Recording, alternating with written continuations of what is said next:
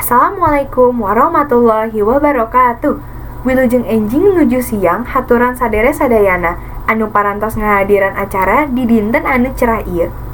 Sateacan mitembayan, sholawat serta salam urang panjatkan ka Allah Subhanahu wa taala jeung Nabi Muhammad sallallahu alaihi wasallam anu atas berkat rahmat Allah anu maha kuasa urang iasa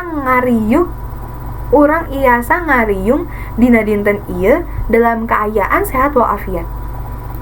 Kuring ucapkeun hatur nuhun ka jajaran guru SMA N 1 Kota Bekasi anu kuring hormati karena parantos masihan kuring kesempatan bicara di dieu. Serta selamat datang karai angkatan Eternals, rarancangan angkatan Olympus, serta raka angkatan Phoenix anu kuring cintai dina acara bulan Bahasa SMA N 1 Kota Bekasi Warsi 2021. Dina kesempatan ayeuna, kuring Fatia Zalfa Hairani ti kelas IPS hiji bade ngabawakeun biantara singget ngeunaan pentingna pelestarian bahasa Sunda.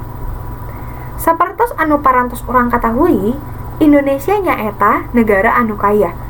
Etnisna bermacam, kenampakan alamna seueur rupina, sarta bermacam heterogenitas lainnya. Keberagaman etnis di Indonesia nyorong tumuwuhna seueur unik sarta beda-beda rupina di Nusantara. Suku, ras, serta ageman berbaur ngabuat khas-khas anu menonjol dina sudut-sudut kehidupan, sapertos kalawan penggunaan bahasa Sunda. Sapertos perkawisna bahasanya eta jiwa bangsa, bahasa daerah mangrupa cerminan, karakteristik, serta identitas hiji daerah. Perkawis ieu teh pusaka anu kedah urang jagi sarta lestarikan minangka hiji ti sakitu identitas negara Indonesia dibandingkan negara lainna. Di golongan daerah Pulau Jawa, utamana daerah Bekasi, modernisasi beuki marak. Budaya barat kebawa ku arus perkembangan zaman sarta ngapupulkeun katresna urang ka budaya balarea Sunda. Bahasa daerah leuwih pentingna bahasa Sunda beuki sakedik penuturna. Kabudayaan sarta talari anu nempel dina balarea Sunda mimiti ditinggalkeun.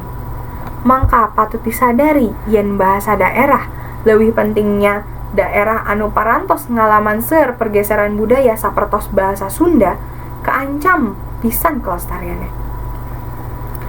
Parantos sawajarna minangka saurang siswa, saurang anu nganci, nuntut ilmu, serta berkewarganegaraan Indonesia ngabela harkat jeung identitas bangsa nakalawan mitresna budayana.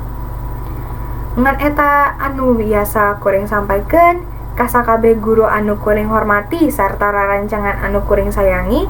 Hapunten lamun aya kakurangan mohon dimaafkan. Mugi-mugi kalawan biantara ieu urang barobah kaayaan langsung mitresna bahasa daerah, khususna bahasa Sunda, sarta malastarikan bahasa Sunda.